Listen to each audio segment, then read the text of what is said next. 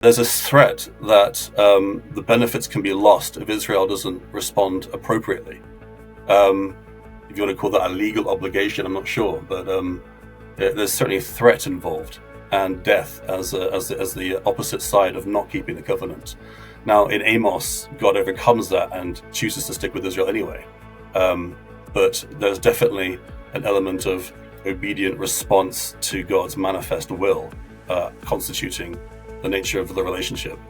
If you want to call that legal, I mean, those are laws. Yes, those are basically commandments which God says, do this, do that, don't do this, do that, and they have to live their lives in accordance with it. Some people might think that has some kind of value as a commandment for human beings, that is what we should aspire to, that would be fulfilling God's word. But I say that is God's problem, and we as human beings are expected to militate against it. Hello and welcome back to Unbelievable, the show that gets Christians and non-Christians talking about the subjects that matter to all of us. I am your intermittent host, Andy Kind, and today is a really interesting one in the sort of the spectrum of beliefs. It's possible that we've got two brothers here, the siblings of worldview. Today we are looking at something really interesting. We are exploring how Jewish and Christian interpretations of Scripture reveal differing perspectives on the nature of God and the divine-human relationship. We're going to be asking some profound questions about the Hebrew Bible on covenants, ethical behavior, and theological modesty. Interesting concept. And I am delighted, absolutely delighted, to have two scholars to help me through this. Jewish scholar Beryl, Dov Lerner, and Christian scholar Phil Sumpter, who have both lived and worked where these texts were written. So we're going back to the source today. These ancient texts challenge us, but also point us towards the nature of God. So today we're talking faith, tradition, and philosophy. First, I mean, you knew it was coming. We always do a bit of housekeeping. So a bit more about my guests.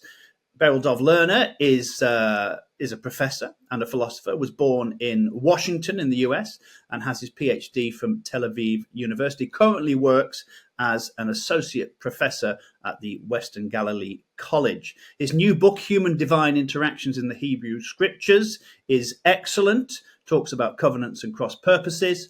The conversation touches on a range of topics, including the benefits of an interdisciplinary approach to the study of the Hebrew Bible, the Abrahamic covenant, and the problem of evil. Joining Beryl is Phil Sumpter, a British missionary scholar currently based in Germany, where he works as a teacher of Old Testament in Cornerstone Bible College for mission training and the, let's see if I can get this right, Biblische Theologische Academy in Wiedenest. I think I've absolutely nailed that. Thank you. After 4 years' experience serving among Arabs in Israel with Nazareth Evangelical College, he also uses his acquired knowledge and experience to serve among Arabic speakers in Germany. His PhD, another PhD, feeling very much out of my depth today, was on the theory and practice of canonical interpretation of the Bible and has been published under the title The Substance of Psalm 24, an attempt to read the Bible after Brevard S. Childs. Well, there we go. Welcome to you both. Thank you very much. My work here is done. The hard work's done for me, and now it's over to you. So, first of all, let's fill in any gaps. Let's get a bit of backstory. Phil, I gave you a very long intro there, and is there anything we missed out? Nothing of substance. I mean, I'm not sure how much that's relevant to this conversation. I mean, No, we don't need to touch on hobbies or favourite TV shows, though. I could add. I mean, one thing that really interests me is the dialogue between tradition, but also modern biblical critical scholarship. So that's a great advantage to being in Germany. I wrote my PhD. My supervisor was Gordon McConville from the University of Gloucestershire, but I wrote it while living in Bonn in Germany, and so went to seminars there and experienced the sort of the real traditional historical critical approach firsthand. So that's something I found to be very enriching, and I like sort of bringing together opposites. So my evangelical background, dialogue with modern criticism, living in Israel, the Jewish state, but working amongst Arabs has been very interesting. Dialoguing with people like Beryl, also challenging, interesting. So I guess I like trying to reconcile opposites somehow, perhaps. Yes, and combining disparate ideas. Now, over to you, Beryl. You and Phil obviously know each other. Can you tell the story of how you first became aware of Phil and his work? Sure. A few years ago, we both participated in one of the meetings of the World Congress of Jewish Studies in Jerusalem. And we got into a conversation, and it went on for some time. And I found out about where Phil was working. I found that very interesting. And I have a long history of interest in interfaith dialogue. So I was anxious to visit his college in Nazareth. And eventually he arranged that. And I even taught a couple of lectures about Judaism in a course on world religion there. And we continue to keep in touch and discuss issues of theology and biblical exegesis. Well, it's great to have you both on the show. Now, we're talking about covenants. For some listeners, we might want to start by defining what we mean by that, and specifically how a covenant is different to a contract. So, Phil, we'll start with you, but I'm interested in how both of you define the idea of a covenant within your respective traditions. So, Phil, within Christian theology, what is a covenant and what significance does it have on the divine-human relationship? God relates to human beings primarily through covenants in the Old Testament. He creates a series of them. The first few are unilateral covenants, so he basically just offers the covenant to the person receiving it without there being any expectation of something in return. But then in later covenants, there's an element of mutuality in which certain human responses are also required for the maintenance of the relationship, as well as the benefits of the covenant to be materialized. In the case of Israel, the blessings of the Promised Land. The basic logic of the covenant is expressed in several verses of the Old Testament. I will be your God and you will be my people. So it's a relational thing. God will be God for this specific people who stand in relationship to them. He'll take care of them. He'll provide for them. He'll lead them and guide them and bless them. And Israel is supposed to respond to that by obedience to his word and his law and living according to his will. And I think in the New Testament that is basically continued. God makes a covenant with the church in Jesus Christ, in which he says, I will be your God, and he expects us to respond in faith and trust in return. Fantastic. And Beryl, where would you say that there is a similarity with sort of the Jewish idea of covenant, and where is Phil getting it slightly wrong in your view? I agree with Rabbi Phil. Amen. I don't really. The idea of covenant has a particular place in the broader theological picture that I develop. But as for covenant itself, it's like that. I stress the legal nature of it. That I do think it is a kind of a contract, and that you can find, the prophets. Speaking of God as if going to court over the covenant, and I know that historians and academic students of the Bible see it as reflecting the kind of covenants between an emperor and vassal kings. Seems to perhaps be the legal model for some of the covenants mentioned in Scripture. But basically I agree. Yeah, Phil gets it pretty well. Great. Phil, you didn't use the word legal then. Is that something that you would sort of want to caveat slightly or add some nuance to? Do we see in Christian theology a covenant as a legal binding contract or a bit more opt-in? Well, there's a sense, there's a sense of, I'm thinking very much from the Old Testament here, I suppose. But there's, especially when you come to the Mosaic covenant, there's definitely a sense of the possibility, it seems in the Mosaic covenant, that if Israel does not live up to the requirements God could cancel it. And the prophet Amos has a moment where God says, "You are lo ami, you are no longer my people." So there's a threat that the benefits can be lost if Israel doesn't respond appropriately. If you want to call that a legal obligation, I'm not sure, but there's certainly a threat involved, and death as the opposite side of not keeping the covenant. Now, in Amos, God overcomes that and chooses to stick with Israel anyway. But there's definitely an element of obedient response to God's manifest will, constituting the nature of the relationship. If you want to call that legal, I mean, those are laws. Yes, those are basically commandments which God says, do this, do that, don't do this, do that, and they have to live their lives in accordance with it. And it's helpful, isn't it, that we both, or you both, have the foundation of the Old Testament to draw on, so we're not just bringing two completely wild-sided ideas into conflict here.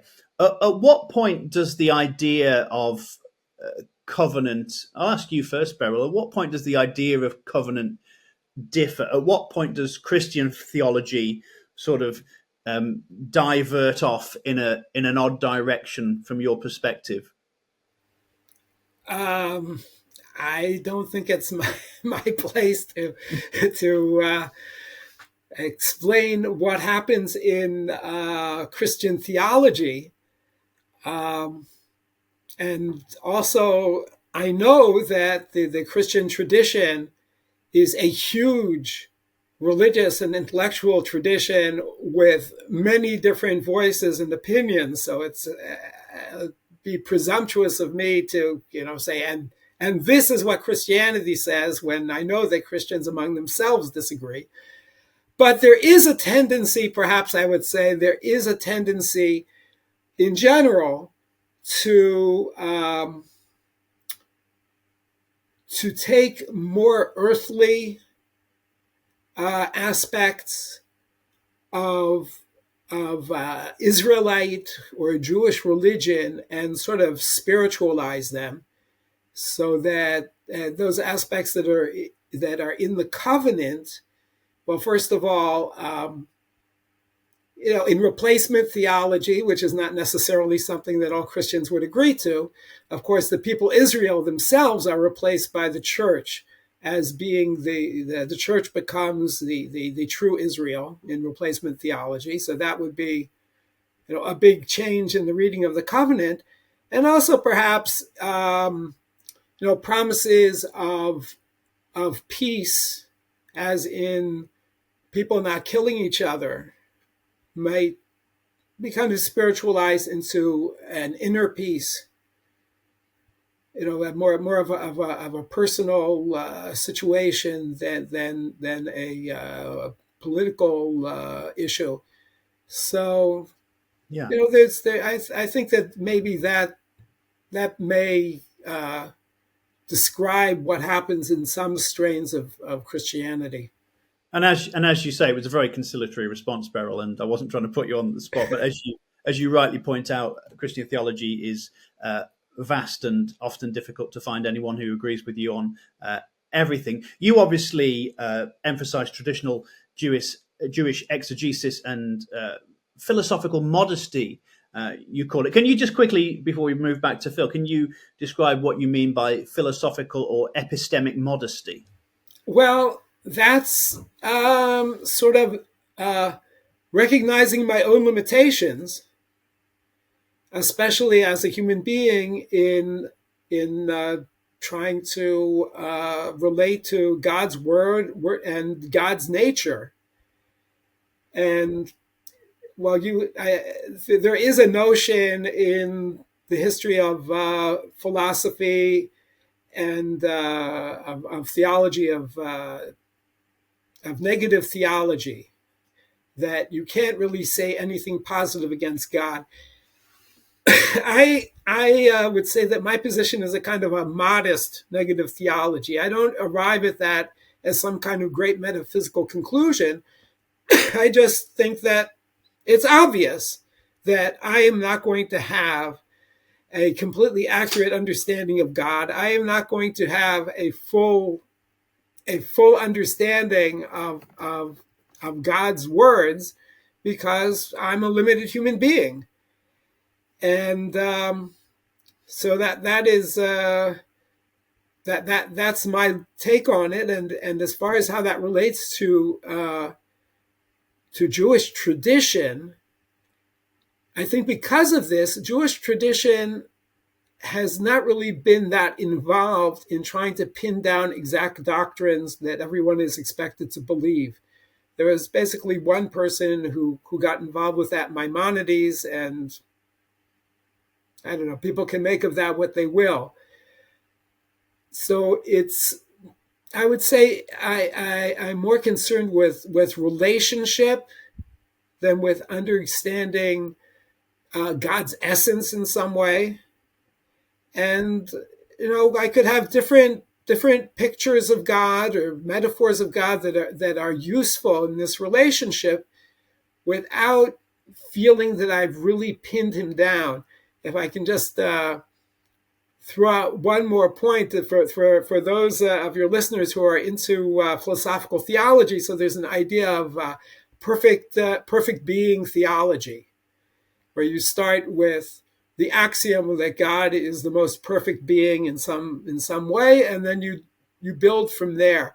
So that really annoys me, because I think that even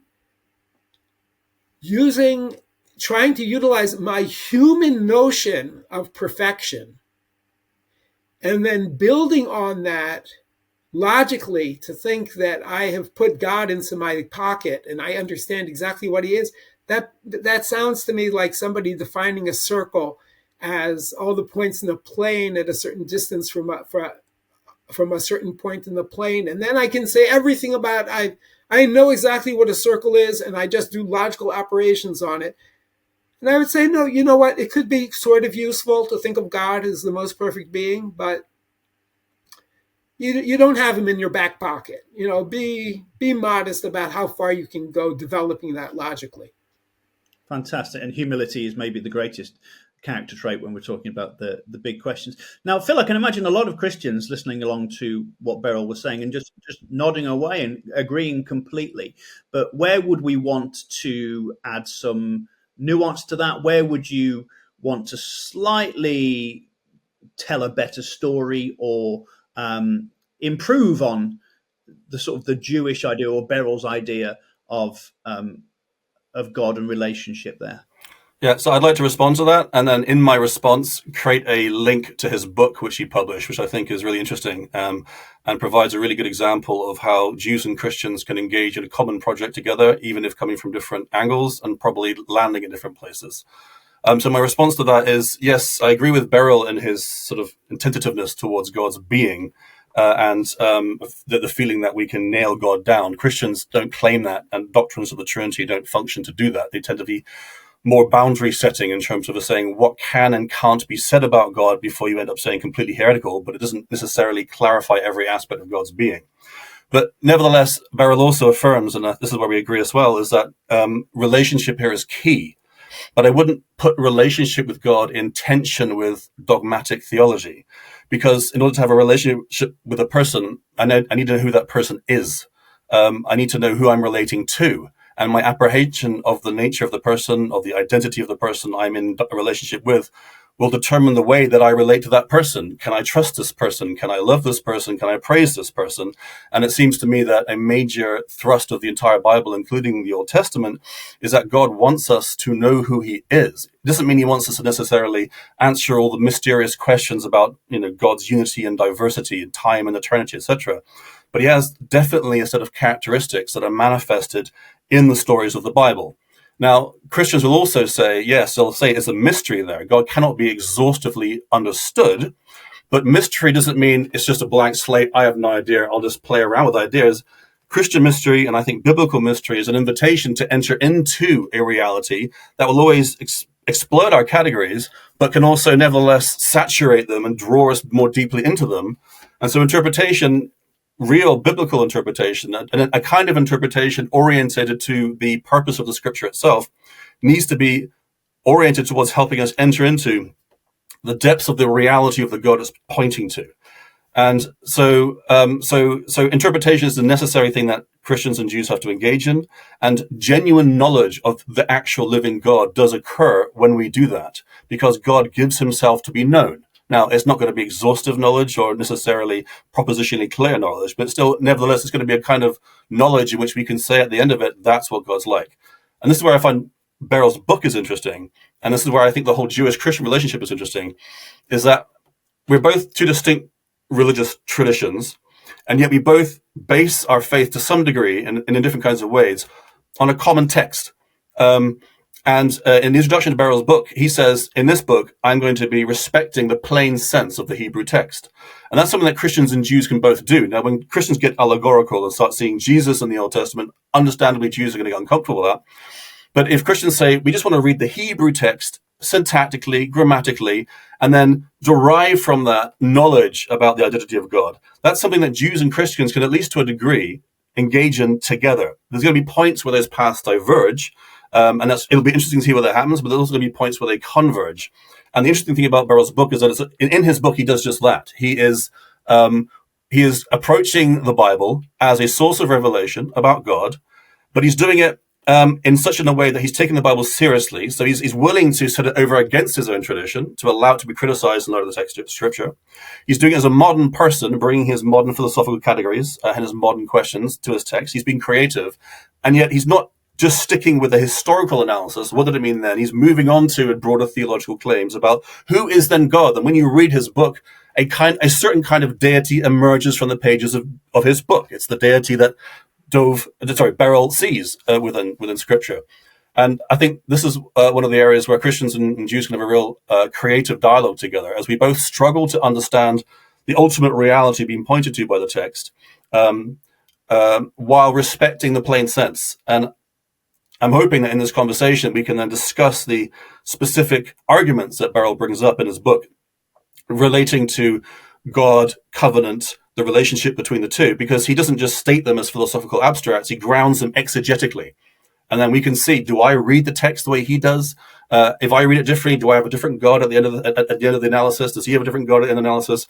Is my approach justified? And another interesting question would be, to what degree is my apprehension of the plain sense determined by my Christian position? And to what degree is his interpretation, his attempt to read the plain sense, determined by, say, Jewish presuppositions? And to what degree are those presuppositions helpful? They open up genuine aspects of the text, and to what extent are they a hindrance to seeing what's really there? So this is where I think Jews and Christians can learn from each other, mutually challenge each other to say, okay, you believe Jesus is the Son of God, you believe what you believe, justify it from the text. And explain it in terms of the text. This is where I think Beryl's book is a really important contribution to that conversation. Well, I don't think we're going to be short of things to talk about, and this is why we do 3 parts to the episode. So in parts 2 and 3, we'll definitely dive down into that. Thank you, Phil, for setting up the manifesto for the rest of the conversation. And so it's really interesting, isn't it? Because we've got here 2 traditions talking about. Yes, it's about relationship. Both Jews and Christians would say it's about relationship, and Beryl's absolutely right that you can't say you know everything about God in the same way you say you know everything about a circle, a round circle. Before we go into the first break, Beryl, obviously another similarity is that both Christians and Jews believe that the God, the one God, revealed himself, maybe not definitively, but revealed himself to the ancient Hebrew people. So from the Old Testament, from Torah, what can we say about God's characteristics? What can we say that we know about God? Well, I think that we can know God as he reveals himself, and we can know God as a creator. And we know that God is interested in creating a good world, because during the story of creation, he keeps on judging his acts of creation as good, and this seems to be of concern to him. And and we also know about, this is the whole story, he got into some kind of special relationship with our world through the covenant with Noah that he bound himself not to destroy this world, and that he got into a covenant with the patriarchs and with Israel, where apparently they are supposed to play some kind of role in his achieving the goal of the world being a worthy world. And that's the basic idea. I would just point out, as far as our not knowing who God is in himself. So in the beginning of the book, I talk about, I think I call it chapter 0 of Genesis, that if you compare Genesis to any of the other creation stories of the ancient Near East, usually those are really theogonies. They're about where the gods came from. And when you read Genesis, God has no biography. All you know is that he created the world. That's the first thing you know about him. And I understand that as meaning, you want to understand God's biography? No. We can't tell you it doesn't make sense to talk about God's biography. That text does not exist. Well, I think we're set up very nicely for the rest of the show. We need to take a quick break, but lots to look forward to in parts 2 and 3. It's unbelievable. It's me, your host, Andy Kind, and I've been joined today by Christian Phil Sumpter and Jewish scholar Berel Dov Lerner. And we're talking about covenants and the idea and understanding of covenant in Christian tradition and Jewish tradition. So stay tuned. You can, of course, contact us, unbelievable@premier.org.uk. We are on Instagram at Premier Unbelievable. You can like us and find us on different podcast platforms. We're on Facebook as well, and on X, formerly known as Twitter, at UnbelievableFE, Foxtrot Echo. So stay tuned. It's a fascinating conversation, one of my favourite ones I've hosted so far. So do stay tuned, and we'll be back in just a minute. Pretty much universally, social science suggests that many of the institutions that we hold dear, that shape us, that provide us social support, a huge amount of this used to happen anyway inside of these traditional religious structures, and there really has been nothing to replace it. It's amazing how quickly ostensible deontologists transform before our very eyes into utilitarians on this question.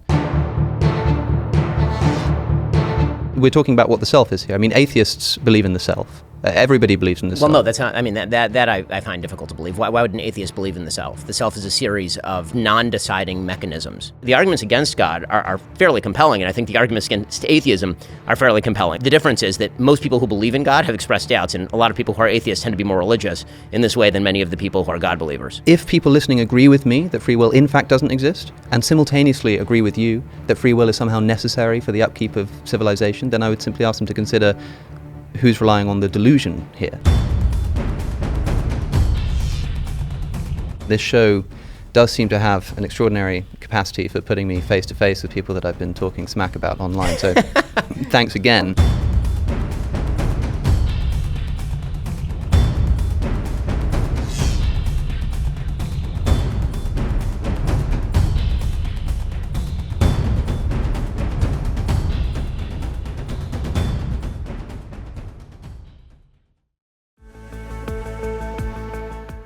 Welcome back to part 2 of Unbelievable with me, your host, Andy Kind. And today we're talking about covenants and the divine-human relationship. I've been joined by Phil Sumpter and Berel Dov Lerner, and we're having a fascinating conversation. Now, in the first part, Beryl, Phil talked about your book, which is called Human-Divine Interactions in the Hebrew Scriptures, Covenants and Cross Purposes. It's obviously a book that Phil has read and has quite a lot to say about, I think. But before we let Phil do that, can you just lay out for us what the thesis of the book is? Right. I started talking about this just earlier. I understand that God, as he is known to us, is a creator God. The Bible starts with a story of creation, in which at each stage during the creation, he judges what he has done and he calls it good. And I understand that when God calls his creation good, it isn't just some kind of positive celebration, but it's a real judgment. if it hadn't worked out well, he would have started over again. And we can see that that's what happens in the story of Noah's flood, that God at some point, after having, during the 6 days of creation, having seen that the world was good in various ways, he sees the world is not so good. It is not fulfilling his goal of having a worthy world, and he is willing to basically destroy it and start over again. So this means that we have a creator God who is interested in creating a worthy world. He is not, to begin with, particularly attached to any specific world or attempted world, because we see that he's willing to destroy one of them. And then when after this destruction, he enters into a contract with Noah where he now has a new moral obligation, a covenant, in which he has made a promise. So whereas earlier all God had to worry about, so to speak, was fulfilling his primordial divine quest of creating a good world, a worthy world, now he has bound himself also with the moral responsibility to fulfill this promise of not destroying this latest creation, this latest world of Noah. And the outcome of this for the relationship between people and God is that even though God qualifies his original purposes and the basis of his original, one could almost say, obligations as a creator God to create a worthy world, he qualifies this with covenants, which first under Noah requires him to preserve our given world and try to see that becomes worthy. And later he has additional, more specific covenants with individuals and groups. But it is still a different existential basis for his morality. God is a creator God interested in a worthy world. We are human beings who, in our essence, belong to this particular world. This is our world. We are humans. Humanity is our humanity. And so it's completely legitimate for us to have values that are based on that situation. And that means that at times there can be conflicts between what is proper for God to do and the proper human aspirations.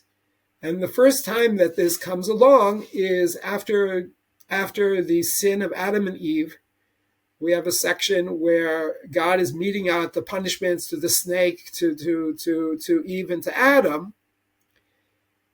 While some people might think that those curses, for instance, that a woman, have some kind of subordinate, apparently, relationship with her husband, and that the man should live by the sweat of his brow. Some people might think that has some kind of value as a commandment for human beings, that is what we should aspire to, that would be fulfilling God's word.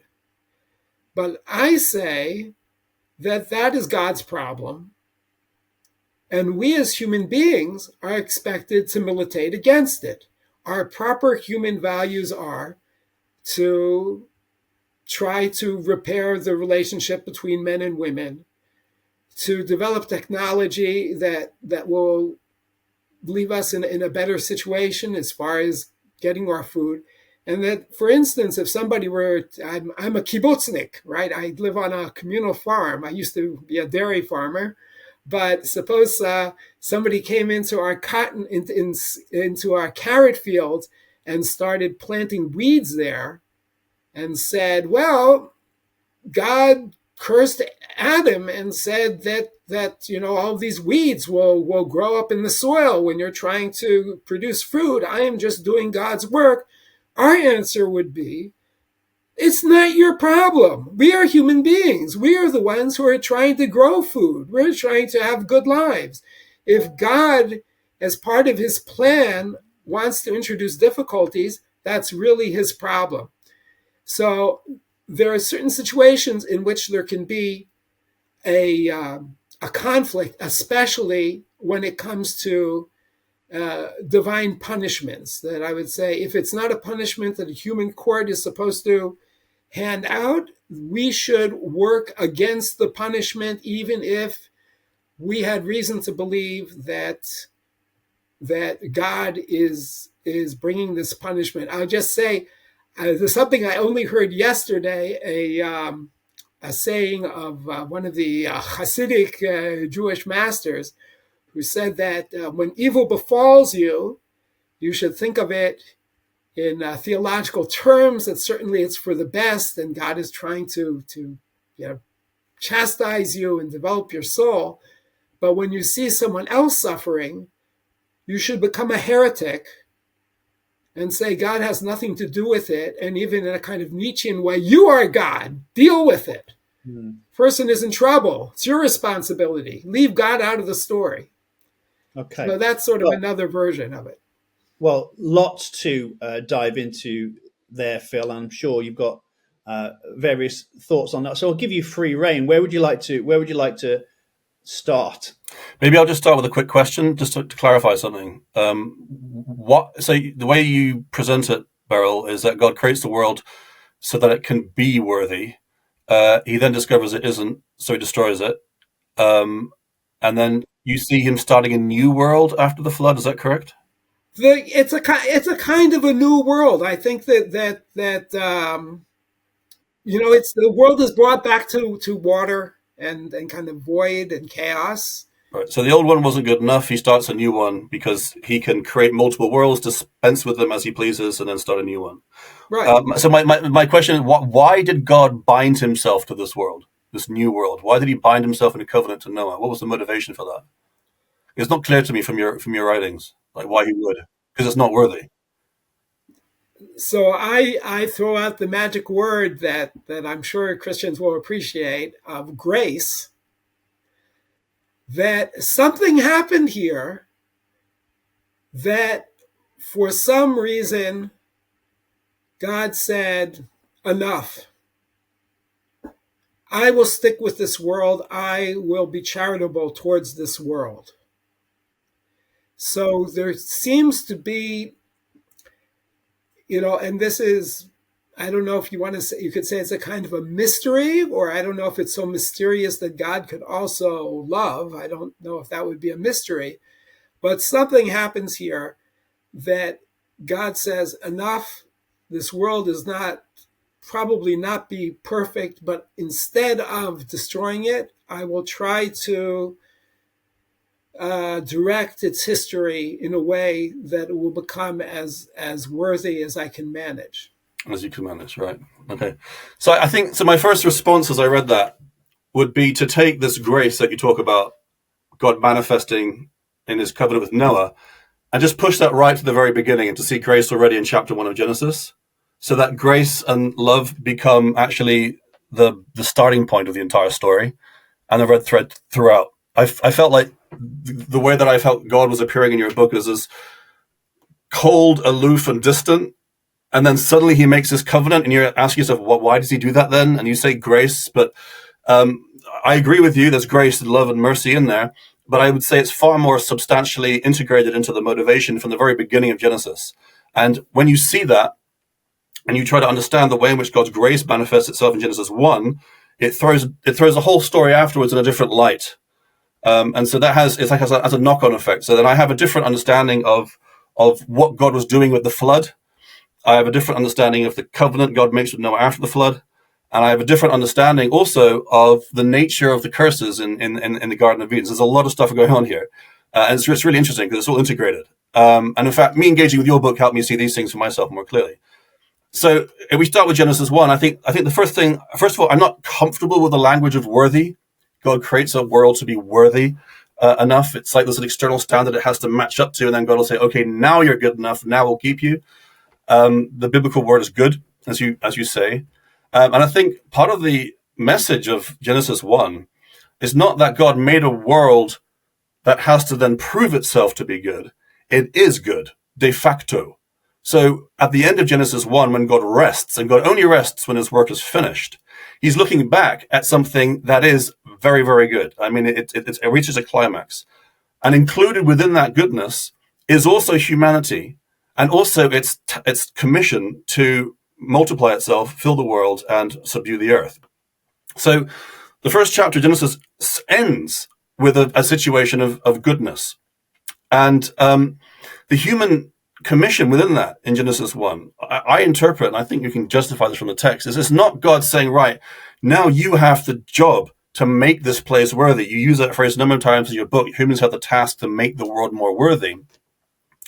The fulfillment of their task is an expression of the blessing that they receive from God. It says God blessed them, and then he says multiply. So having children is not a task they have to fulfill to make the world worthy. It's a pure expression of the blessing. So just having kids is the further unfolding of the dynamic of goodness that constitutes our existence.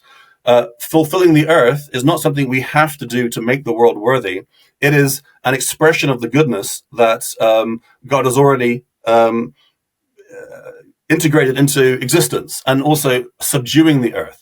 So the starting point of the story between God and humanity is already grace, because it starts with blessing and gift. And so the question then is not, does God have grace? Is God going to be good? The question is, how do human beings respond to God's grace? And that basic fundamental dynamic of the human-divine relationship is, for me, constitutive. And it's where I think we have the biggest difference in our readings of the various stories. I mean, this theme can be then followed through in your various other readings, and we can take it through to the next chapter of the Garden of Eden. You describe the curses as God's punishment upon humanity for disobedience, and you describe it as being his will. So you're saying it's God's will that women suffer in childbirth. It's God's will that men will dominate human beings. And then you say, but that's his problem. Our responsibility as human beings is to work against God by reducing suffering and, advocating for equal rights for women, and, developing medication that makes birth easier, etc. Have I summarized you correctly? Yeah, sure. All right. So I'll just repeat what I said, but now I'll do it Genesis 2. And I think this is really important because this helps us. I mean, one thing that was missing in your book, and you mentioned this, you said, I'll jump over this because it's complicated, it's open to multiple interpretations, and you're right, but it's also central to the unfolding of the story, which is the sin of eating the fruit, the fall, as it were, is a Christian term, but the snake goes to add to the woman, and he convinces her to eat the fruit. And understanding what's going on there is actually key to understanding everything that comes out. So I'll just repeat my thesis now in terms of the Garden of Eden story. The Garden of Eden story, I forgot one thing about Genesis 1. One more aspect of Genesis 1 is that the 7 days of creation are a process of overcoming badness. Tohu vavohu, hoshech, and the waters are kind of chaotic at the beginning and so forth. And so you have the movement in Genesis 1 is not nothing to something, it's from bad to good. So that at the end you have very good, but it's a goodness that God has achieved by overcoming the badness, right? And so when you come to Genesis 2, you have a similar movement. You have the first human being is created from dust. Yeah, it's not earth, it's dust. It's very feeble material. He's created outside of the garden. His first thing he sees when he opens his eyes is a landscape barren with nothing growing on it. So he knows the badness that could be. Then God takes this man and then sticks him in a paradise in which he has everything he wants, which is good to eat, but also good for the eyes. It's aesthetic. It's nourishing. It's beautiful. It's enjoyable. He sticks him in a paradise, and he does that without any conditions. It's a pure gift. So we have in this story grace and mercy at the very beginning. The story goes on. It's even increased because Adam doesn't have a wife, and so he's lonely. And God says, "I want you to know what this means." And he brings him the woman, and when he sees her, he's like, "Wow, this is amazing! I have a wife. What a great gift!" And so God just basically lavishes gifts upon the human being. And the only condition for Adam to live in this garden and to enjoy paradise is that he doesn't eat from one tree in the middle. And for a very good reason, because that fruit isn't good for him. Now, I'll basically summarize, if that's okay, the curse, the problem with the snake and the woman and the woman, and how that leads to the consequences of the curse, and how I see then the rest of human history in that light. When the snake comes to Eve to convince her to eat the fruit, his strategy is to attack precisely that, the goodness of God and his grace. He says, did God really say you can't eat from any tree of the fruit of the garden? So what he's doing is he's taking God's quote and taking the one word kol in Hebrew and sticking it in a different position. And rather than saying you can eat from all, he says you can't eat from any, which in Hebrew is the same word. And so he's basically putting God's character into question. He's making him out to be miserly. The woman falls into that trap because although she corrects him, she says, we can't eat it, but we can't touch it either. She's adding layers of law which don't really make sense and aren't necessary, turning God into a legalist, an unnecessary legalist. Then the final thing comes when the snake says, God is lying to you. You will not die. But the real thing is because he knows that if you do this, you will be like him, knowing good and evil. And so basically he's accusing God of being, what's the polite way of saying this? Selfish. Yeah? I'm thinking only of his own concerns. And so he's basically undermined the relationship from the very beginning. And this is where theology matters. What's the theology of Eve right now? If she believes the theology of the snake, is that a God you want to trust? Is that a God you want to follow? No. You wouldn't trust a God like that if you believe the satanic theology, as it were. She takes the fruit because she realizes that now she can't trust this God, although she has every reason to trust him. She can't trust him. Therefore, she needs to take things into her own hand and to become her own God, to eat from the fruit of the knowledge of good and evil. And this is the thing now. I'm kind of here as a representative of Christians, but there's no one Christian interpretation of the God and Eve story. So this is my reading based on my analysis of the text with modern scholarship. The function of the tree of the fruit is it gives you knowledge of good and evil. But the word for evil is ra. And ra in Hebrew, as you know, doesn't just mean moral evil. It just means bad. Like a flood is ra. Cancer is ra. Murder is ra. It basically is comprehensive and it refers to everything that's bad. And knowledge in Hebrew isn't just cognitive knowledge, it's also experiential knowledge. So if you know something, you know it experientially. So the consequence of eating this fruit is that it gives you not just an awareness of what's good and bad, it gives you experience of good and bad. It's because they ate that fruit that they are then exposed for the first time to badness in a way which they wouldn't have been beforehand if they hadn't eaten the fruit. And that is what makes them like God. At the end of the story, God says, you've become like one of us. You've eaten because you know good and evil. So God knows experientially there's good and evil, but humans didn't know that. But they have now taken the fruit and become like God in knowing this dimension of reality, evil. And the problem with that is that God can handle evil. He's bigger than it. It's not a problem for him. We've seen that in Genesis 1. He overcomes it. He can, but humans can't handle evil. We are the creatures. We're not the creator. So the evil overwhelms us. And we see the unfolding of that then in the story afterwards, where Adam suddenly, they become scared of each other. They hide from each other. They clothe each other. When God threatens Adam, he starts saying, it's your problem. You gave me Eve. It's your fault. That woman, she did it. He starts evading responsibility. And out of this fear of evil and the inability to deal with it, human beings basically then start committing the moral sins that we see committed by Cain and Abel and Lamech and everybody afterwards. So to get now to this, to human suffering and evil, and the human response to it, I would actually turn that on its head and make it to the opposite of what you were saying. It's not that God is giving them evil as a punishment for their sin. It's them getting what they wanted, namely to be like God, except they can't handle it and it'll ultimately kill them. And so in the new situation in which they find themselves in this paradoxical situation in which they're kind of like God, who faces evil, and yet they do so as creatures. And the question then is, this is the question mark of human history, can they respond to evil the way God does and the way they should now, having become like God? And so a God-like way to respond to evil would be not to lie in the face of it, not to murder to protect yourself, not to abscond responsibility, not to do the various evil things that we do out of fear to escape evil consequences. And the history of humanity then proves that we can't do that. We keep screwing up. And so therefore, the question, should I allow women to suffer when giving birth? I would say no, we should work against it. And in doing so, we are actually being like God because God overcomes evil. And so we're imitating God by struggling to overcome evil.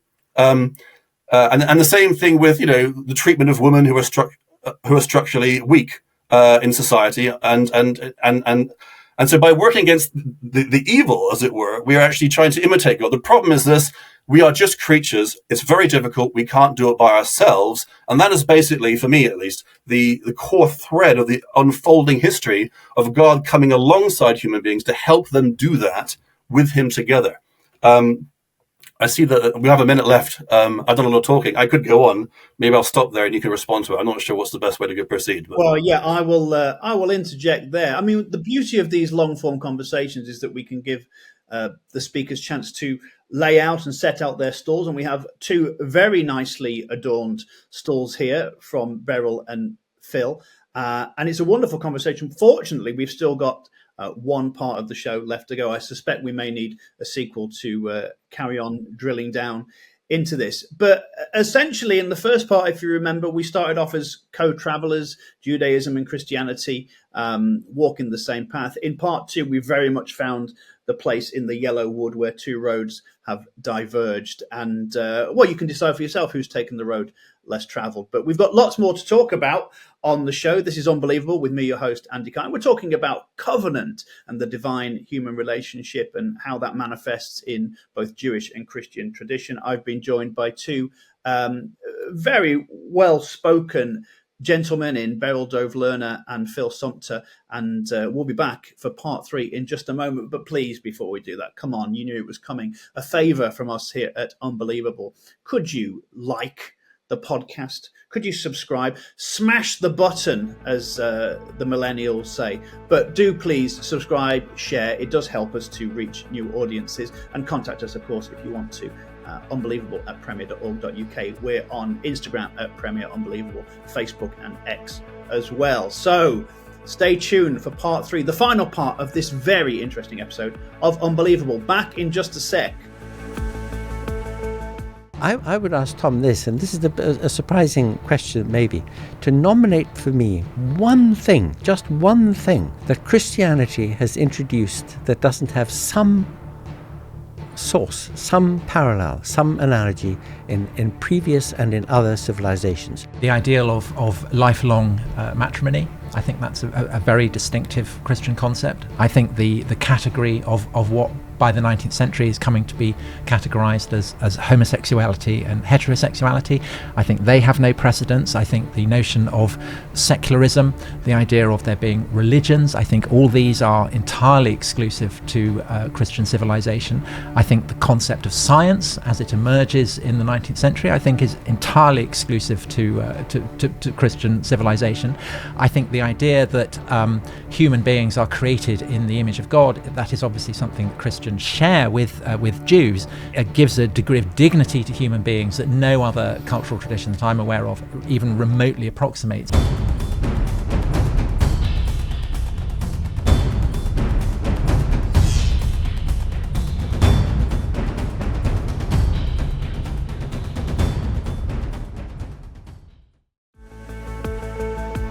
Welcome back to Unbelievable with me, your host, Andy Kind. Part three of this fascinating conversation and discussion between Beryl, Dov Lerner and Phil Sumpter. We're talking about covenant and contract and God's relationship with humanity. And we have plenty of areas, as we often do, of confluence, but some divergence as well. And it comes down, I think, to how well can we know God? What does it mean to be in relationship with God? What is knowable? And Phil, I wanted to just start with you, because we've talked a lot about mystery, and Beryl seems to be saying that where we don't know stuff about God, well, we just act, and we act as humans, and we work for the good of humanity, which again seems very noble. The letter to the Colossians obviously talks about how the mystery of God is Christ. So would you say, I mean, I wonder from Beryl's perspective whether Christian theology just seems like an ellipsis.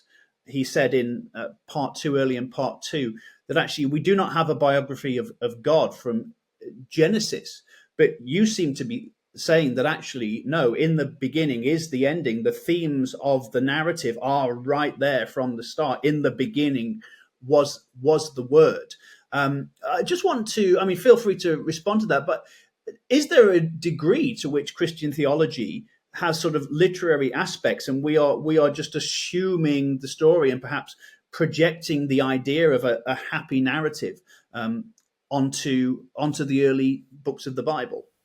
Well, it's obviously always a danger, which is why conversations with people who think differently are really important, and why Jewish-Christian dialogue is really important. Historically, from my understanding, one of the primary strategies of Jews when dialoguing with Christians was to say, look at the Hebrew text, it doesn't say that, and that's legitimate, because Christians are obligated to the plain sense. Even if I do actually believe a spiritual, figurative sense is absolutely necessary, because I don't think the texts themselves want to stay with the plain sense. It's still by means of the plain sense that you access the deeper levels, and so Christians have to listen to Jews when they say, learn Hebrew, read it properly in context, and that's often what Jews have done historically. On the other hand, Christians have responded by saying, okay, yeah, but they're talking about something more and more profound. You need to go beyond the surface level and go into the deeper spiritual dimensions. And so that's been a pushback from the Christian side. So, and it's a danger. We need to be constantly reviewing our interpretations in light of the plain sense of the text. Yeah. But I think as a Christian, we have no choice but to believe that the entire of Scripture witnesses to Christ. John's gospel, we just quoted John's gospel in the beginning was the word. Well, that's an allusion. It's actually an allusion to two texts. It's an allusion to Genesis 1 and Proverbs 8, which incidentally, that in response to Beryl, the Old Testament does have a biography of God before creation. It's Proverbs chapter 8, but we can get to that maybe some other time.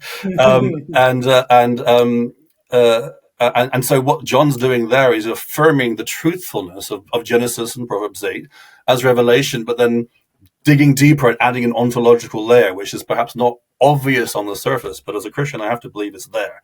And so when I read Genesis 1 and the other texts of the Bible, I read them to understand their plain level, but I also try to follow their finger, pointing me beyond themselves to a deeper reality. It sounds a bit abstract, perhaps, but that's what I try and do, what we should try and do. Yeah. So, Beryl, is Christian theology for you slightly fantastical, slightly literary? Is it that Christians have read the signpost one way and raced off ahead, when actually you would say we just need to look at the path right in front of us? How would you view that? All right, I'll say something about that. If you don't mind, I'd also afterwards like to say something about the question of the exegesis of the Eden story.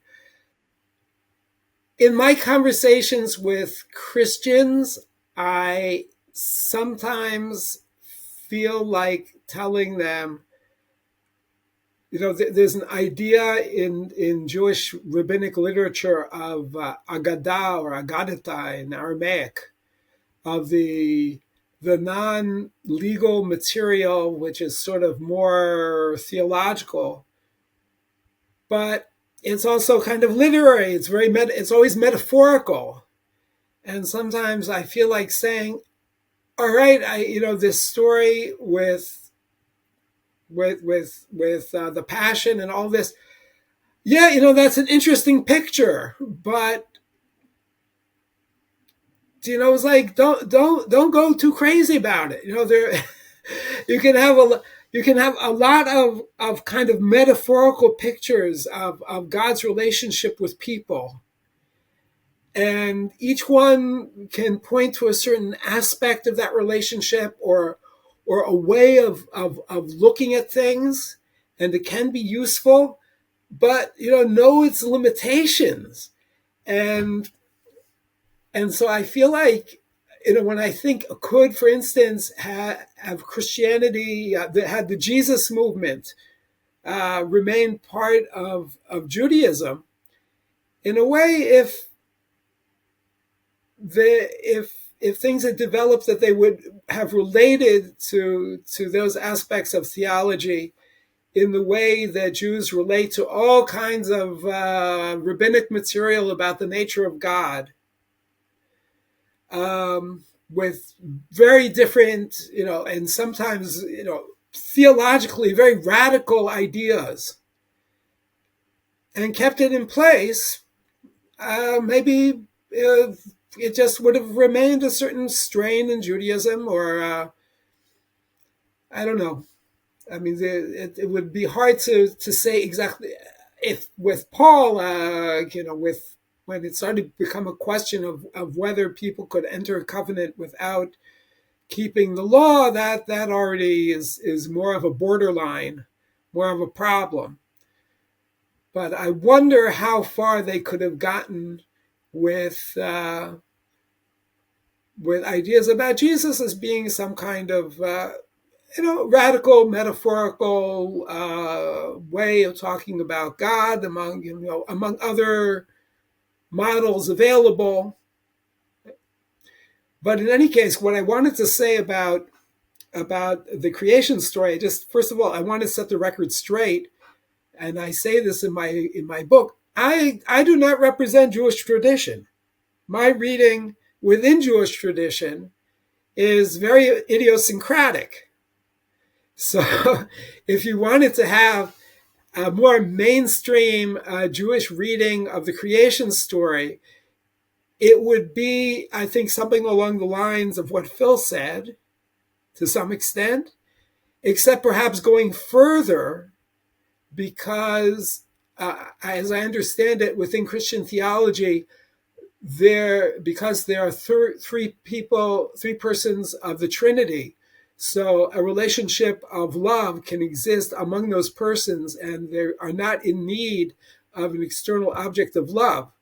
Whereas in a traditional Jewish interpretation, they might say, well, God wanted to love, and so he had to create something that in some way was external to him, so he could be loving towards it.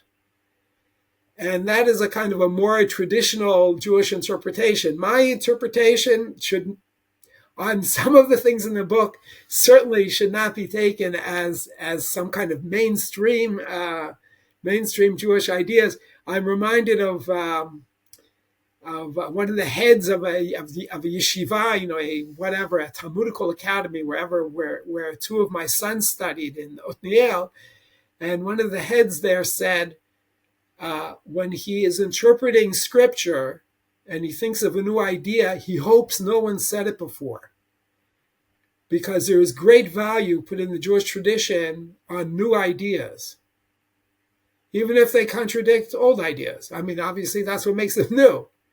But he said if he had to decide a matter of law, and he thought that he had to have a new kind of idea to decide a matter of Jewish law, then he would hope that he would find earlier sources to back him up.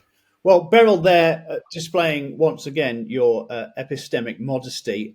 Phil wanting to jump in there. So, Phil, where would you like to comment? It's interesting as a response. He was answering another question, but actually his answer to your other question does link back to what I was trying to say in my summary of Genesis 1-3. So Beryl's saying that within Judaism, what really matters is halakha. What do you do?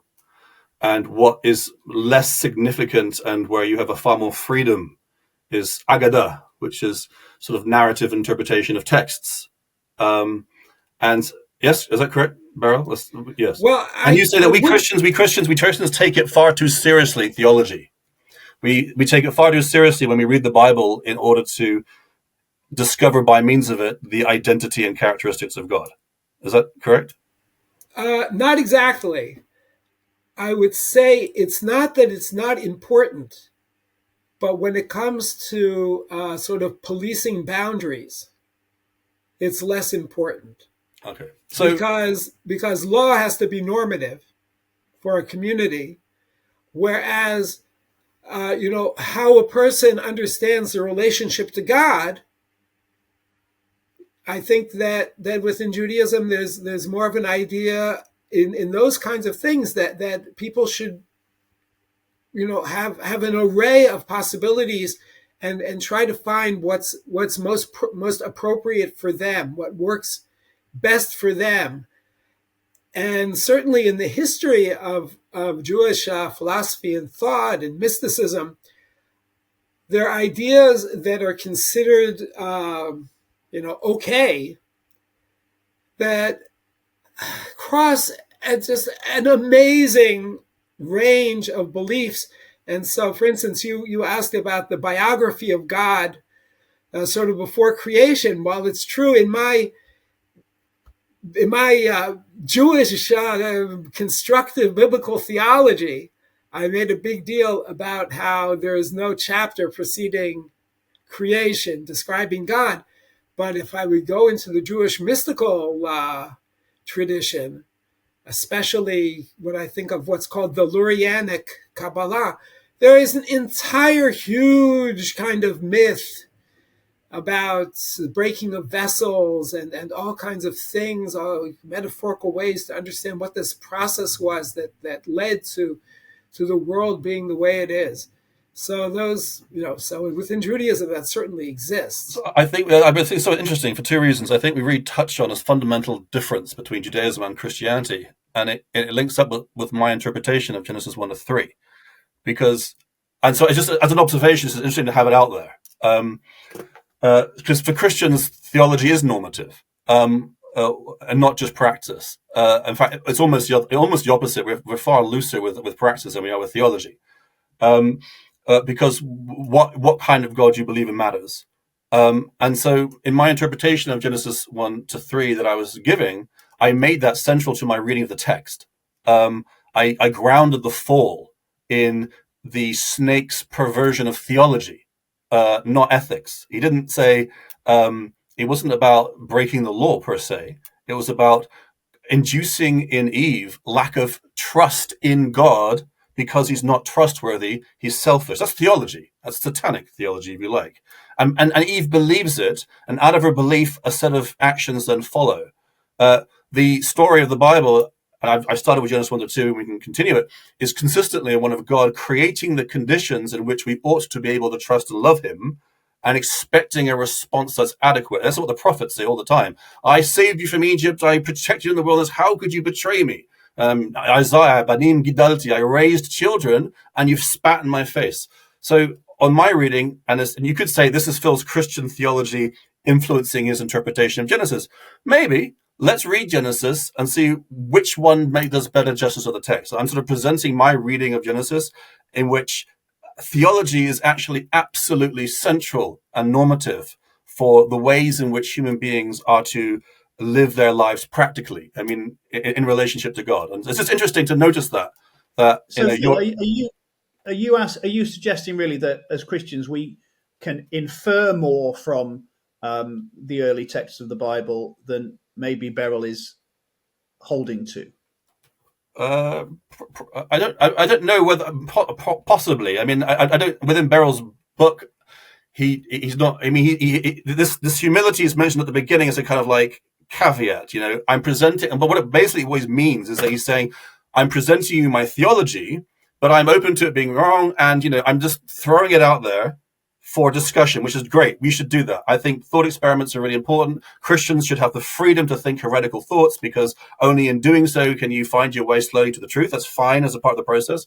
But I think perhaps the difference is that for me as a Christian, when Beryl does the kind of thing he does, and I try and do the same thing, I'm more invested in the results. Like, it actually really matters. It's not just a thought experiment. So I can't sit too loosely to the results and say, interesting, what do you think? Okay, good, well, whatever. The most important thing is we're doing the law, and, whatever, you can think that. No, like, if you have an image of God that makes him like the way the snake made him, selfish, uncaring, disinterested, not committed to this world, then you are advocating a theology which is wrong, and it matters massively to you existentially and practically. And I think the Bible itself pushes in that direction. So I don't think you can separate, to use Christian language, faith and works. You can't separate the knowledge of God and obedience to God. They belong intimately together. And there's this, I see that appearing in many of the texts you refer to. Genesis 18, for example, the covenant of the pieces, that comes up in that text. I see it elsewhere as well. So, I mean, I don't know if we can debate that now, but I just think it's interesting, because this is a moment, it seems to me at least, where two serious interpreters of the text, according to the Peshat, the plain sense, see something different, and that difference that we see seems to correlate to our confessional commitments and our confessional trajectory set up by the Jewish tradition, which really is more into orthopraxy than orthodoxy. It is. That's right. And Christianity really is really into theology more than praxis. So we can't agree on a whole bunch of ethical issues, but we agree we agree on theological issues. And for me, the interface between theology and exegesis is really interesting. And then the question is, how do you adjudicate? Yeah. Well, we've got just over 5 minutes left, so it's time to choose your partners for the final dance. So, Beryl, where would you like to pick up on what Phil has said or revert to something that you've said previously? Well, as far as the question of the role of theology, that again, from the preface, I think, of my book, I compared it to a relationship between human beings that. I married for this is terrible. I think it's 42 years, and now I'll be on record as not being sure. And in any event, so in the course of that relationship, I've had ideas, different ideas of what's going on, really, and different ideas of what it's about. And, it was all kept afloat by love. And sometimes it was good to really think analytically about the relationship, and, to use tools from psychology to try to understand what's going on. And, and where that was useful, it could be useful. But it was basically about the relationship. And especially when it comes to a relationship with God, who I obviously am not going to have it's hard enough to understand women. How am I going to understand God? Anyway, that I will be limited in my understanding of this relationship.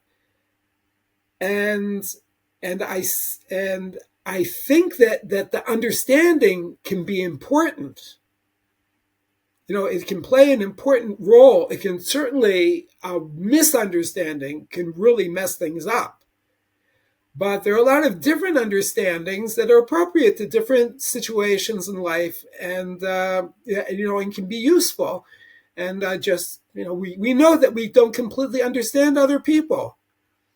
So certainly, I would not completely understand God, and I have to roll with the punches to some extent. And again, I see my interpretation in the context of a communal project of the Jewish people, of trying to see everything that we can get out of these texts. And because there will be limited human interpretations, there will be differing interpretations, each of which has its important point of truth that should be preserved. And that is really the Jewish tradition, that in debates both positions are preserved in the canonical texts, because there's some truth in each of them, because we can't get to a single solitary interpretation which manages to grasp all the truths. Yeah. I mean, this has been absolutely fascinating. And Beryl saying there, Phil, that, we can't fully understand God. And you would, as a Christian, agree that we can't fully understand God. We agree that the ways of the Lord are mysterious, which has pejoratively become God moves in mysterious ways. Is the incarnation the big thing? Paul says, doesn't he, imitate me as I imitate Christ? Is the fact that we have and we affirm the incarnation, does that make a big difference on revelation and the degree to which God is knowable, and therefore what we can do, what we can believe, what we can trust, whom we can trust, and how to act? Is that the big thing, as it often is with Jewish Christian discussion? Is the incarnation the game changer? I'll answer your question by means of responding to something that Beryl said, and I'll get back into yours. I mean, so Beryl and I guess, agree that we can't exhaustively know God, and we need to preserve multiple perspectives and so forth. Nevertheless, I think maybe the difference between us is on the stakes involved in what results from theological exegesis and the significance and the normativity to which we ascribe to theology. And I'm saying that it really matters. Like, it's not just a thought experiment, but it actually matters almost salvifically. To use that in a relational metaphor of my wife, if I can't trust my wife, I can't have a relationship to her. But to trust her, I have to know who she is. If I think my wife's schizophrenic and there are multiple personalities inside her, I don't know who I'm relating to. So I need to know that person. I can't exhaustively know it, but I need to know it. And theology, Christian theology, isn't just about metaphysical quandaries about how God is one substance and three persons and how you relate that. It's also about his basic character as loving and gracious and faithful and so forth. So that's my response to that. And so the incarnation is the ultimate manifestation of the trajectory found within the Old Testament. I mean, if I relate it, say, to what I said about Genesis 3, human beings find themselves in a quandary. They are created in the image of God, and yet they are faced with an evil that they can't handle because they aren't God. And yet they are forced to somehow figure out how to deal with it as human beings. And I see Jesus Christ as God's ultimate response to that. He is the ultimate human being who responds to evil the way that God should, because he is God. And therefore he breaks through the curse and creates a new reality. So that's just one way in which I see the Testaments integrating, and how the Old Testament Genesis helps me understand Jesus better. So the incarnation is like the ultimate manifestation of it. I would, however, be very careful about saying you got the incarnation, you've got God. We have no access to the incarnation apart from through the New Testament. So it's textually mediated as much as the Old Testament. What we have is tradition, and you have 4 Gospels. And so there's still a lot of mystery. What does it mean for Jesus Christ to be human and to be God at the same time? What is his role as the Messiah? What is his function? That's a multi-dimensional reality, which we still can't fully grasp. We don't fully understand the incarnation either. And so, in a sense, we're still in the same situation when you read the Old Testament. We're still struggling with God, saying, God, who are you? Struggling with the word in the Spirit as the Spirit guides us into truth as we wrestle with the word to understand how these different perspectives go here in one reality. So there are multiple perspectives, but we confirm as an act of faith that they are united by their single referent in one God.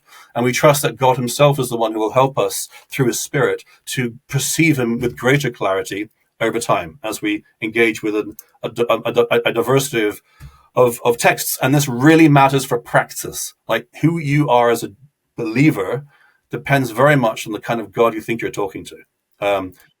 So you can't separate theology and ethics. No, so there's always going to be cliffhangers, and we're going to have to leave it on that cliffhanger. But it's been a fascinating episode. Thank you so much to my guests, Phil Sumpter and Beryl Dov Lerner. And I wonder what you think. Who do you think has told the better story? It's always amazing to get people from different traditions and different viewpoints within those traditions to discuss in a reasoned and rational and friendly way. And we hope that you will model that in the comments that you make. Please do like and subscribe to the podcast. Please do share the news of Unbelievable with people, although remember, you are not covenantally obliged to do that. So how has God revealed himself? To what degree has God revealed himself? And how should we act? These are the questions that we've been talking about. We've talked about covenant and contract. And do let us know what you think. Unbelievable at premier.org.uk. But we will keep the shows coming. Do keep listening and watching. And do follow Beryl and Phil as they continue in their very important and studious work. From me, your host, Andy Kine, and everyone here at the Unbelievable team, thank you for listening. And we'll be back again very soon.